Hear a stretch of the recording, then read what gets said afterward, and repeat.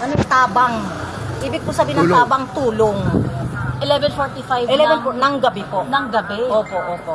Okay. Wala pong ano po na... So, tama po na posibleng baka gabi pa lang. Opo. Wala na. Wala na po. Tapos, kaninang umaga, alas 6 lang makita. Yes po. Yes po. Dahil po dun sa isa kong puntanod na si Mr. Orenya, siya po ang nakadiscovery po dito. Tinawagan na lang po ako bilang isa pong chairman ng Puro Puno po. Ako po ang tinawagan niya. Ako na lang po humingi ng tulong po sa 200 base saka po sa mga DPS natin. Ilang taon na to, ma'am? Itong nag-ooperate, itong bakery? Yung po mayroon. Be, ilang taon na ito nangungupahan sa'yo? Isang taon pa lang. Isang taon na yung ano nila. Sige po. Tapos ano po ba relasyon ng bawat ng... Yun daw pong may-ari, kapitbahay lang po sa Masbate. Pero po yung mga baker niya, magkakamag-anak po lahat. Ganun po ang... Bale ma'am, anong oras po nahugot yung bangkay? Saan dinala? Ano na po dinala ang na po sa ano yun eh. Dinala na po ng Soko. Sila na po, ang mga pulis na po ang mga siwa po ng lahat. Ma'am, kanina po may naiulat na may naghihingalo pa. Yun po yung si Totong, kung tawagin po namin. Yun po doon sa Puro Puno sa tapat po ng ano. Ang kaso po, nung isinakay na po siya sa ambulance, basag na po kasi ang dito po. Ang ulo. Talaga pong naging negative na po talaga siya. Bale ma'am, dalawa yung branch, tama? So lahat sila nandito? Ito po ang ano nila eh, pinakamin nila eh. Pinakamin. Yung po ang ano nila, masahan nila ng tinapay. Ma'am, bakit ganun kadami yung kanilang baker? Eh, marami po silang branch kasi, katulad po ng Totong, doon po siya naka-assign. Dinadala lang po, dito po minamasa, katulad po yan. Dito po nila minamasa yung tinapay, ngayon po, dinadala po nila doon sa kanilang mga branches. May idea po kung ilan na yung suspect talaga? Wala po kaming idea kasi ang sumuko lang daw po yung isa lang po. Yung pong si Bogart, yung may-ari. Eh kasi kung 7 yun, paano hindi nakapanlaban? Ayun po ang tanong. Ang ano po namin dito, mga laseng. Baka pinainom po, di ba?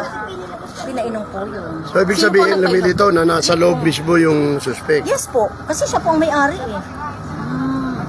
Siya po mismo. Siya po mismo ang suspect. So may-ari ang suspect? Kasi siya po talaga sumuko sa krami. Sige bang pangalan po at saka designation? Ako po? Apo. Isa po akong purok leader dito sa Puro Puno, Zone 8. Kupang, ano po siguro. Pangalan po? Gemma Villarmino po. Maraming salamat po ma'am. Thank you po. So Chairman, ano po yung mga aksyon na nagawa? So na-recover na lahat yung 7? Opo, nakuha na po lahat ng Soko po yun. Dinala na ng anong pangalan ng ano? Valencia po. So Valencia. Opo. Valencia. Valencia Funeral Parlor. Soko po kasi ang nag-ano po eh. 15 years old ma'am. Yung pinakabata po. Nung dumating po kasi yung mga kamag-anak kasi pinasunod po sila sa krami eh. Dinala na po sila ng pulis. Ano po, sabi po, yung pong may-ari, kapit-bahay lang po nila sa Masbate. Ngayon po, yung mga baker, magkakamag-anak. Ano pong pangalan ng may-ari? Anong pangalan? Bogart po kung tawag. Bogart lang. Yes po. So ito yung sinasabing nasa Kampo Krami na Yes ngayon? po, yung pong sumuko. Ayun po yung maano. Yung ano ma'am, yung 15 years old nagtatrabaho dito. Yes po. Nakakamag-anak po. Nakakamag-anak po. Ayan po yung ano, palay. Ma'am, kayo po yung dito? Ako po yung may-ari ng pet shop. So kayo nagmamanis din yan? Hindi po. Nangungupahan lang po sila. Ano upahan lang sa inyo? Sa inyo yung unit? Yung unit po. Oo, so wala naman kayo napansin na kakaiba before yung mga pangyayari na ito? Wala naman po. Oo, ayun. So walang kakaibang mga pangyayari o before nagkaroon ng komosyon o ano? Kagabi lang po, bago kami natulog ng 11, may nanonood lang akong isang kalabog. Nasa kwarto po kasi kami nun eh, hindi din ako makatito nasa katan ng isa ng anak.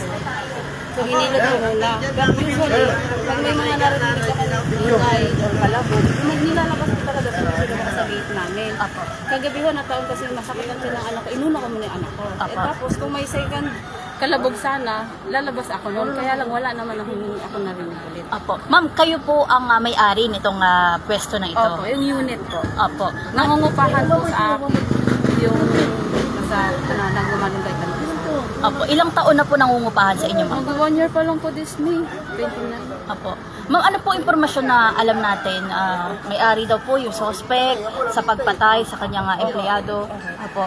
Yun lang po rin narinig ko kanina eh. Kasi kanina ang akala namin 5 body lang ang na-recover. Late na ko kasi nasilip yung pinaka-kwarto sa dulo na meron pa akong 2. Tapos yun nga po, biglang na balitaan na lang namin sa ulo-ulong dito sa labas na sumuko na daw po sa kami ng suspect. Opo. Hindi ko namin nakalain na yun nga po yung mismo may-ari.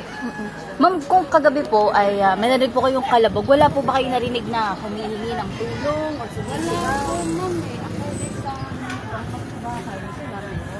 Pero ako personally, isa lang po yung kalabog na rin ito sa nakasarado na sa best na rin na rin. Yun lang po. Tapos ma'am, itong mga suspect na ito, kanina po, at mga anong oras na po sila ito? So, victim po. Sorry, big di ba? Hindi po. Naano kasi, nagising ako mga around 6. Mga 6:30 o, before 6:30. Nagising lang po ako dahil tinatak ako ng pamangkin ko, may tinanong. Tapos, nung matutulog na ulit sana ako, may narinig kasi akong ingay-ingay sa labas. Medyo nagkakaano sila ba, parang nagkakagulo-gulo. Sinilip ko ngayon, nagtanong ako, anong nangyari? Yun nga, sabi ko sa akin ng ibang kapitbahay, yung paupahan mo kasi may something, ganyan-ganyan. May mga dugo daw kasi ganyan. Lumangkas na po ako. Then, sumilip kami dito lang sa labas, may mga nakahiga.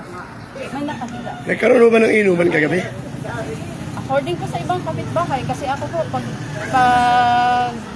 galing ko ng palengke, around 5 o'clock, hindi na ulit ako lumabas. Diyan lang talaga ako sa loob ng bahay namin. Thank you po. Kanina po. So ito yung mismong bakery na pinangyarihan ng krimen na ikinamatay nga ng 7 tao. At tanongin lang natin kapitbahay. Ma'am, mayroon ba kayo napansin na gulo kagabi o bago nangyari? O Narinig lang namin kalabog, tapos